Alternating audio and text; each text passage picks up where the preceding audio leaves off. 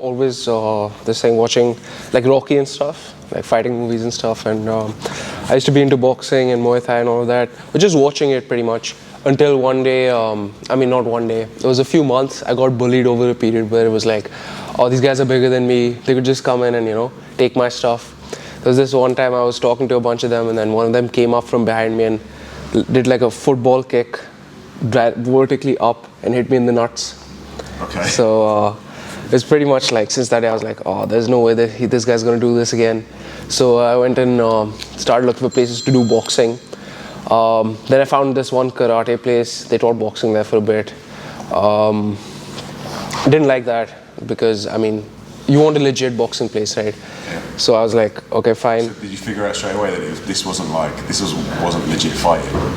Yeah. Yeah, I mean, it wasn't this thing. It wasn't like, it felt unrealistic to block a punch like that and then block a kick like that. It doesn't really work like that.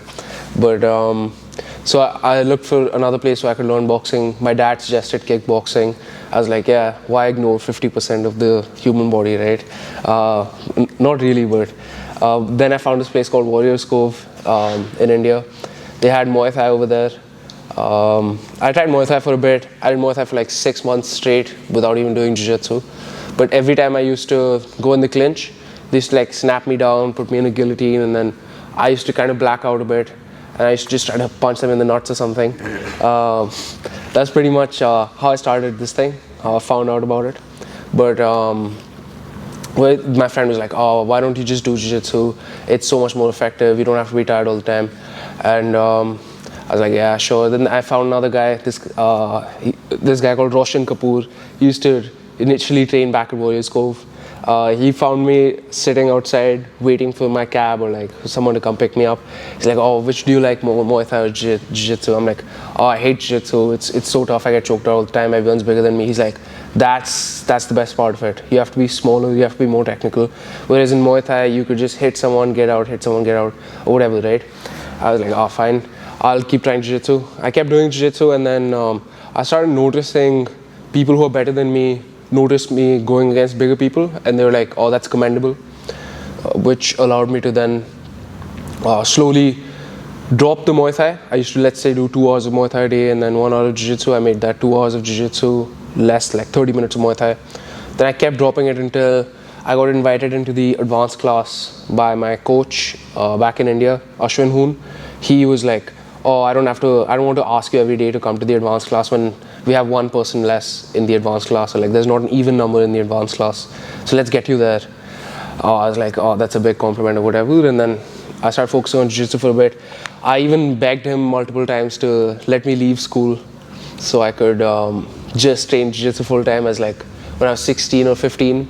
And he used to just like, I mean, I obviously wasn't that good that I could leave school. I wasn't like Nicky Ryan or something. But then we used to have these small competitions inside the academy, and I started winning those inside the academy. I was like, oh, he's really good at leg locks now. Oh, he's really good at sweeping people or whatever, right? So let's get him into competitions. Then I went into competitions from there. Yeah. So I wanted to quit school. I win a bunch of competitions. Then the lockdown happens, which is probably the best thing for me as a kid. How old are you this time? I'll probably be around, I just turned 17, I think. Or 16, right? No, it would be, yeah, just before I turned 17, right? Lockdown hits. Once the lockdown hit, I got more obsessed with it. I started studying at home. I put the gi on my brother, and I started drilling like close guard, John Daniels close guard. So I came here to train at Northeast Jiu-Jitsu as a ruse, like just. So that was the reason you left India to come here? Pretty much, yeah. I left India to come train at Northeast and like find good training and finish my education, but then it's just so tough to manage both that I'll just end up going back now. Okay. But even over here, you get a lot of exposure. Like you get to see what a black belt actually is. You know what a brown belt actually does. How competitions are. It's closer to the American scene than it is. Yeah, exactly. So why Northeast? Why Northeast? I saw. Why not London?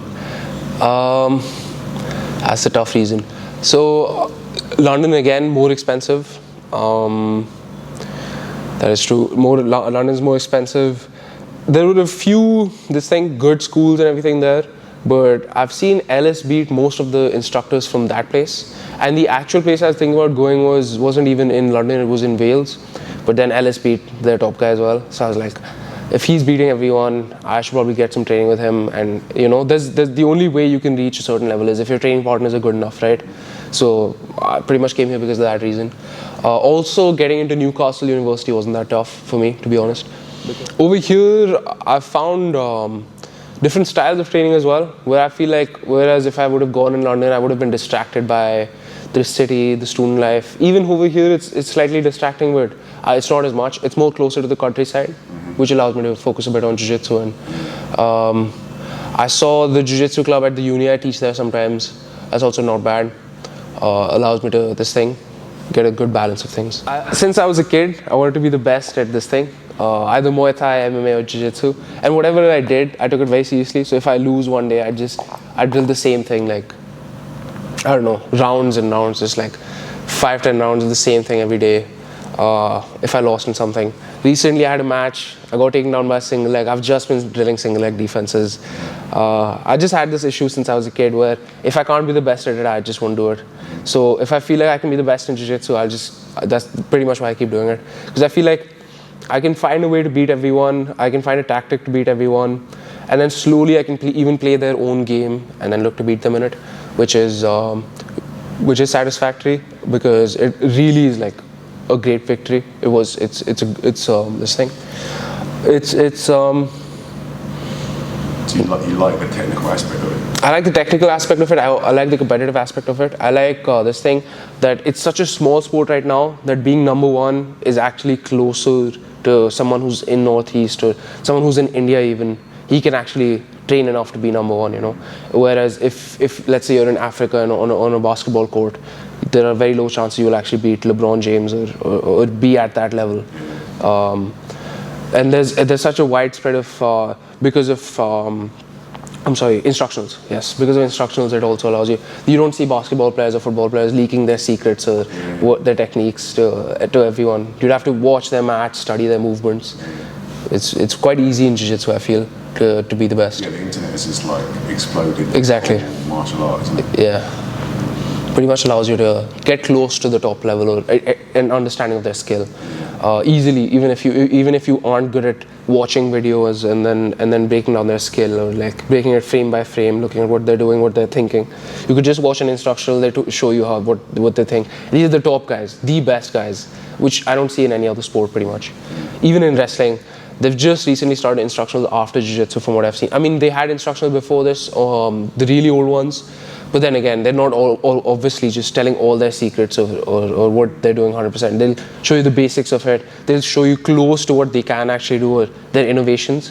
But whereas in Jiu-Jitsu, you see a small innovation, you see people build upon it instantly because it's small right now. Allows you to get closer to the top. So let's say you've been a non-athletic guy for the entirety of your life. It's the only sport that'll make you feel athletic, to be honest. Where even though if you're not, exactly, true, yeah. You do develop muscles and strength and over time when you do Jiu-Jitsu, and makes you feel more athletic over time as well. Same thing happened to me. I used to be the most non-athletic guy. I used to try and train all sports, try and be the best in them. Again, if I can't do it, I just stop it. I tried badminton, I tried football, I tried horse riding, I've tried gymnastics, I've tried so many sports where if I just feel like I'm not getting close to the top, if I'm just not the best in the room, even after months and months of trying. All of the sports you just named were small man sports. Yeah, that is true. I was small as I was super small. Oh really? Yeah. I used to be the smallest person in my class all the way up until 10th grade, where puberty kind of hit for me, where I was like, fine, all the training every day and all the lifting at 5 a.m. is finally paying off or whatever, right? And then when I finally became big, no one wanted to fight with me in school. It's like, what a time waste now, And then I feel like it's contributed a lot to my feeling of athleticism, where I was just like, I'm such a non-athletic person, like compared to someone who plays football or rugby even, or what's a tough sport. I mean, even if you play basketball, you're pretty lanky, pretty tall, pretty athletic. You can jump quite high, right? Even if you do other athletics such as sprints or whatever, right? You define it. This is the definition of athleticism.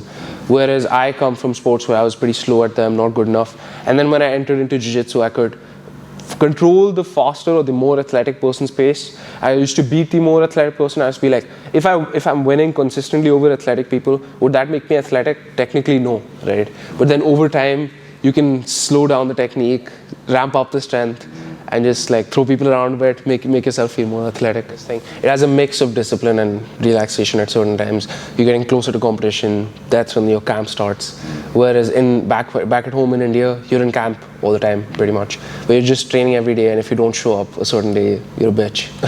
you're not a bitch, but you're doing something wrong. Yeah, well, I think that's still in the culture here, but maybe it's just not said to your face. Do you know what I mean? Yeah, could be. If you don't show up for 2 weeks, they might not all say it to you, but you know they're all like, oh, they're thinking like, I'm going to beat this guy because he hasn't been here for 2 weeks. That is true. But again, that's 2 weeks is a long time. If you're out for 2 weeks in India, you're pretty much not even considered part of the team. Yeah, they cancel you, I don't even know who you are anymore. They forget who you are. Something else I could talk about is probably how Ellis allowed me to train at the gym. That was pretty nice of him. Where he was just like, I messaged him one day. I was like, hi, I'd just like to train at your gym. Can you please tell me which universities are close by? I wouldn't expect anyone to answer. Personally, if someone sent me that message, I would not answer. But Ellis replied, so I was like, oh, what a nice guy. And then I kept bugging him for a while of which university is closer, or, what's the travel situation like, or something like that. And he'd just always respond. It's pretty nice. What else?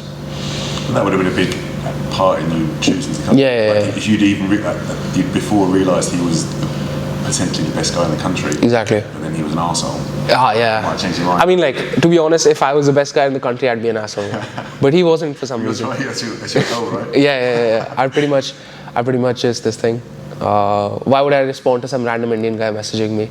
Well, because for him it turned out that you got a really good training partner. Yeah. But I mean, you can't expect like, some fighter from Nigeria is messaging me saying that he's the best in the country and then he wants to come and train. I wouldn't really pay attention to it. Maybe he's the best in the world, but you never know.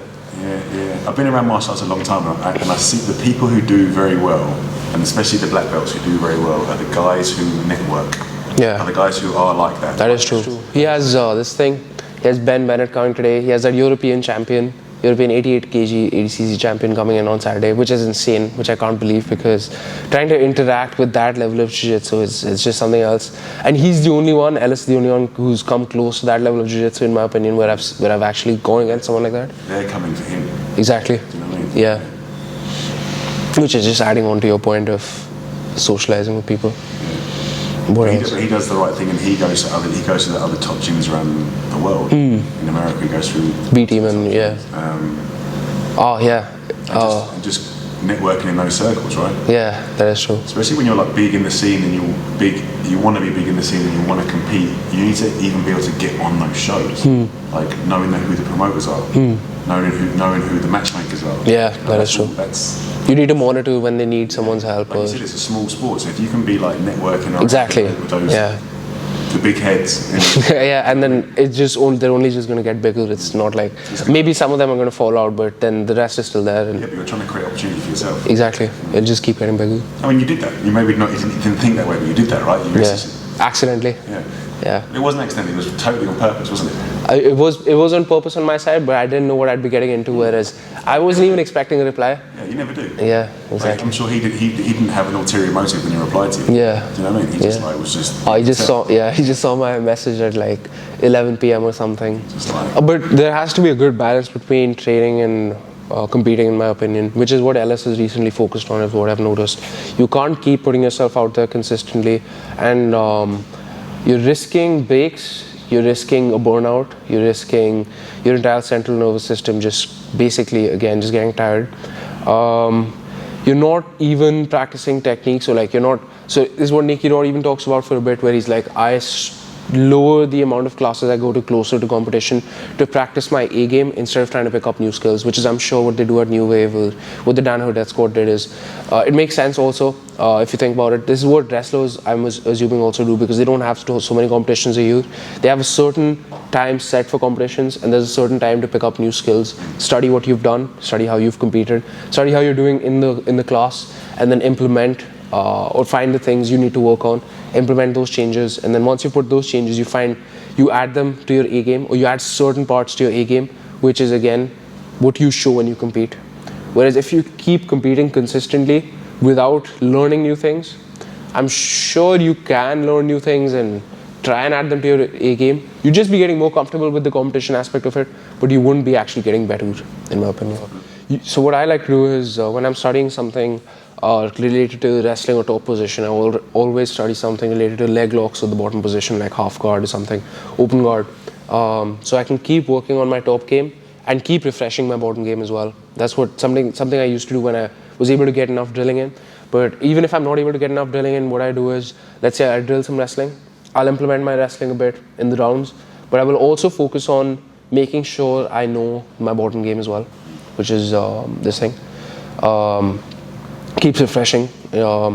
Again, let's say I'm not focusing too much on passing, something I notice on video, or like if I record myself rolling, I'm like, oh, my passing is getting messed up here.